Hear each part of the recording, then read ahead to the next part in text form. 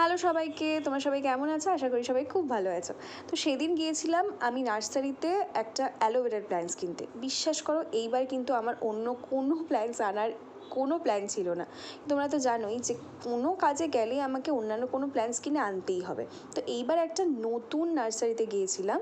তো দেখো সেখান থেকে বেশ কয়েকটা প্ল্যান্টস কিনে নিয়েছি। প্রথমেই দেখলে একটা জবা গাছ, এরপর হচ্ছে এই রোজি ভ্যারাইটির অ্যাডিনিয়াম, যেটা আমার অনেক দিন ধরেই কেনার ইচ্ছে ছিল, তো ওখানে পেয়ে গেলাম।